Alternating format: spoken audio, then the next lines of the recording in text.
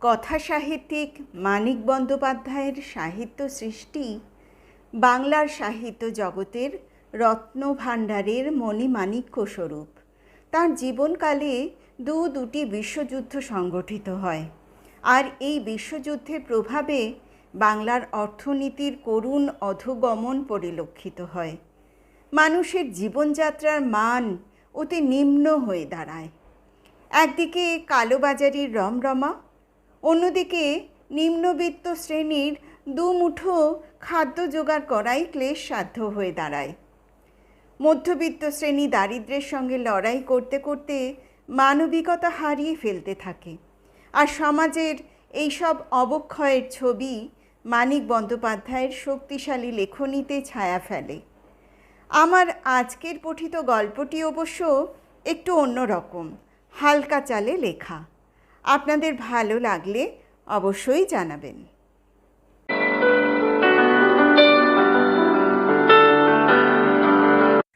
নবনীতার গান গল্প চ্যানেলের সকল বন্ধুদের স্বাগত জানাই।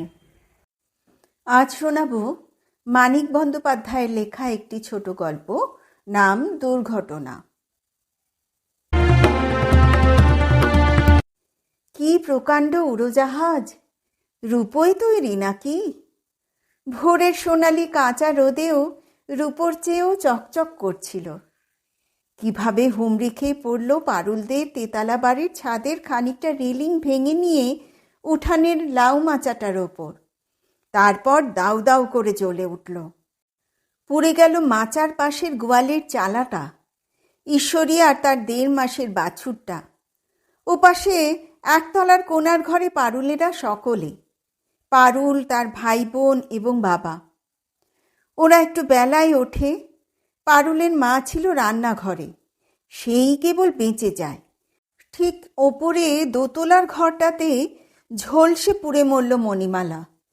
জ্ঞান বুদ্ধি হারিয়ে দিশেহারা হয়ে সে গরাদ আটা জানলা দিয়ে পালাবার চেষ্টা করেছিল।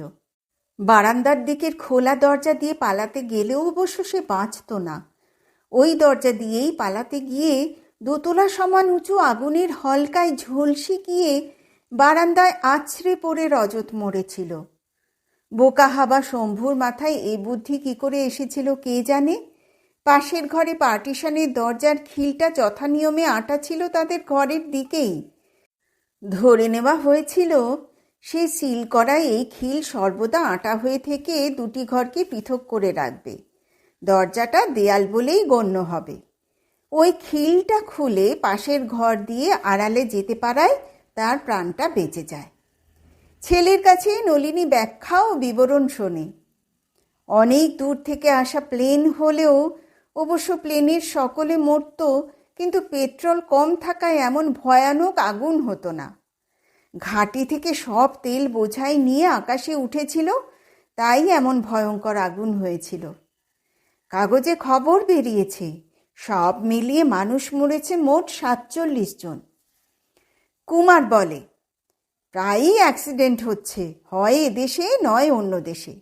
সারা পৃথিবী জুড়ে উড়ে বেড়াচ্ছে তো এরোপ্লেন, মোটর, ট্রেন, এরোপ্লেন, কোনোটাতে একটাও অ্যাক্সিডেন্ট হবে না সেরকম নিখুঁত ব্যবস্থা করতে এখনো দেরি আছে মানুষের। নলিনী শিউরে ওঠে। হৃদকম্প তার শুরু হয়েছিল দুর্ঘটনার পর থেকেই, সেটা আরও বেড়ে যায়।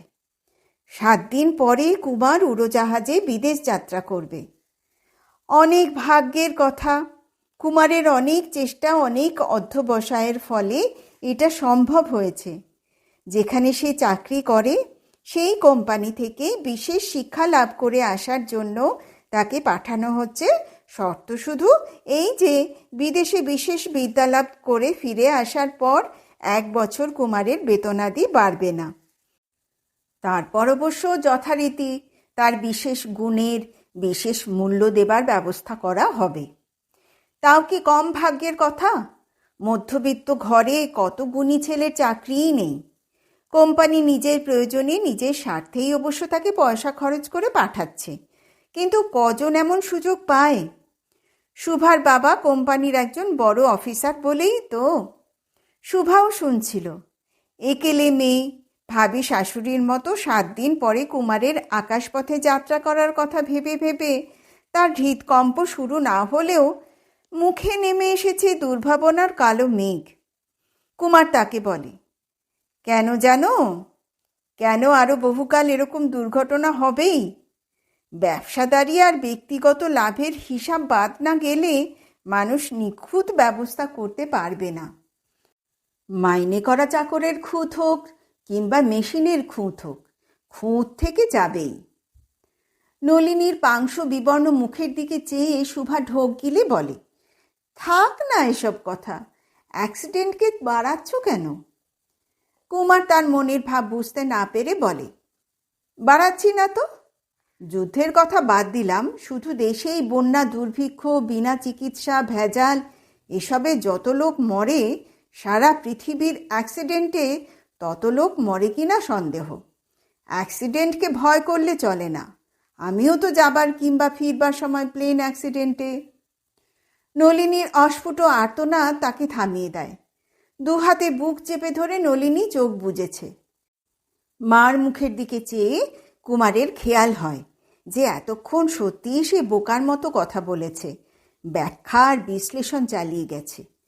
পৃথিবীতে দুর্ঘটনা কদাচিৎ ঘটে বলে ব্যাপারটা তুচ্ছ করে হেসে উড়িয়ে দিয়ে মায়ের আতঙ্ক কমানোই তার উচিত ছিল। সত্যিই তো, বাড়ির পাশে ঘটল এমন ভয়ানক বিমান দুর্ঘটনা, কয়েকদিন পরে সে বিমানে বিদেশ যাত্রা করবে, মার বুক তো ধরফর করবেই। মুখ ফুটে কথা বলতে পারে না নলিনী, বলেও তো লাভ নেই, কে তার কথা শুনবে? নলিনীর হৃদকম্প বেড়ে যায়, আতঙ্ক জড়ানো ব্যাকুলতায় দম যেন আটকে আসতে চায়। একটা দিন কোনো রকমে চুপ করে থেকে এবং সারা রাত না ঘুমিয়ে ছটফট করে কাটিয়ে পরদিন সকালে নলিনী ছেলেকে বলে, জাহাজে গেলে হয় না রে? আমার একটা কথা রাখ, প্লেনে না গিয়ে তুই জাহাজে যা, কটা দিন নয়, দেরিই হবে, পৌঁছবি তো? মুখ দেখলে মনে হয় নলিনী যেন কয়েকদিন ধরে জ্বরে ভুগছে। কুমার বলে, সব ঠিক হয়ে গেছে, আর কি পাল্টানো যায়? তুমি এরকম করছো কেন মা? এত লোক হরদম প্লেনে যাতায়াত করছে, তোমার ছেলের বেলাতেই বিপদ ঘটবে। পাগলামি করো না, হাজার হাজার লোক প্লেনে চাকরি করে, হপ্তায় তাদের নিয়ম মতো কয়েকবার দূরে দূরে পাল্লা দিতে হয়। তাদের মায়েদের কথা ভেবে মনটা শক্ত করো। মন শক্ত করবে? মন কি আর বসে আছে নলিনীর? ছেলের বিদেশ যাওয়ার কথা ভাবতে ভাবতেই খানিকটা আলগা হয়ে এসেছিল মনের বাঁধনগুলি। তবু দুর্ঘটনা প্রত্যক্ষ না করলে, চোখের জল ফেললে ছেলের অমঙ্গল হবে জানা থাকায় কোনো রকমে বুক বেঁধে ছেলেকে বিদায় দিতে পারত। কিন্তু ছাতে দাঁড়িয়ে নিজের চোখে ঝকঝকে রূপলি উড়োজাহাজটাকে উড়ে যেতে যেতে ওভাবে পাক খেয়ে মুখ থুবড়ে পড়ে জ্বলে উঠতে দেখার পর আর কি তার শক্তি আছে মনকে শক্ত করার? ছেলে বিদেশে যাক, তাতে আপত্তি নেই, বরং মনে প্রাণে তাই সে চায়। কিন্তু হাওয়ায় ভাসা জাহাজের বদলে জলে ভাসা জাহাজে ছেলেকে বিদেশে পাঠাতে যেন পাগল হয়ে ওঠে। সুভার বাবার কাছে দরবার করতে যায়। সত্যপ্রিয় তার ব্যাকুল আবেদন নিবেদন বড়ই হালকাভাবে নেয়। তামাশা করে বলে যে কুমারের মেয়ে বিয়ে করে আসা দুর্ঘটনার কথা ভেবেই তো সে মেয়ের বিয়েটা স্থগিত রেখেছে। ওদের বিয়েটা চুকে যাবার পর সে একটা স্পেশাল প্লেন ভাড়া করবে। কেবল বেয়ান আর বেয়াই দুজনে তারা সেই প্লেন চেপে কাশ্মীর বেরিয়ে আসবে। সত্যপ্রিয়ের কাছে আমল না পেয়ে বাড়ি ফিরে মাথা যেন একেবারেই বিগড়ে যায় নলিনীর। গলা ফাটিয়ে চিৎকার করে সে বলে, না, উড়োজাহাজে আমি তোকে যেতে দেব না। আমার মৃতদেহ ডিঙিয়ে তোকে যেতে হবে। তোর রওনা হওয়ার আগে পটি দিয়ে গলা কেটে সদর দরজায় শুয়ে থাকবো। ডাক্তার আসে, একটা ইঞ্জেকশন তৈরি করে। বেশ শান্তভাবেই নলিনী সব দেখে যায়। ইঞ্জেকশন দিতে গেলে হঠাৎ থাবা মেরে সিরিঞ্জ ছিটকে দিয়ে বলে, ইয়ার কি রাখুন ডাক্তারবাবু, আমায় ঘুম পাড়িয়ে কি হবে? ছেলে উড়োজাহাজে চেপে সুইসাইড করতে যাচ্ছে, ওকে বরং সামলান। বিদেশ যাত্রার জরুরি আয়োজনের জন্যই কুমারকে কয়েক ঘন্টার জন্য বাইরে যেতে হয়েছিল।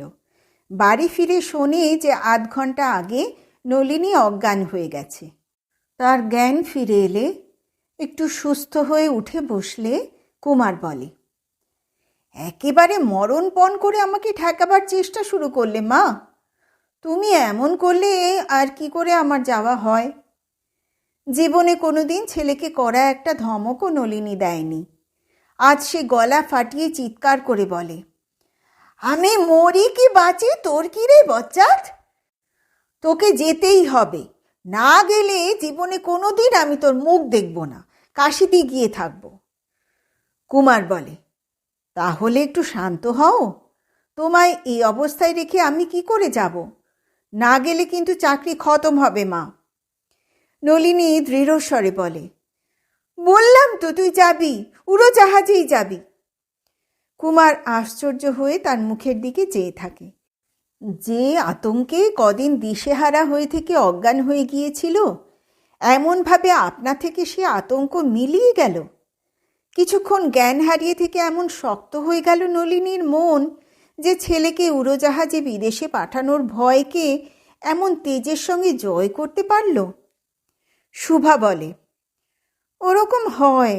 আনন্দ, বেদনা, ভয় এসব একটা সীমা ছাড়িয়ে গেলে মানুষ আর সইতে পারে না। একটা শখ লাগার মতো ব্যাপারটা ঘটে মনটা ভোঁতা হয়ে যায়।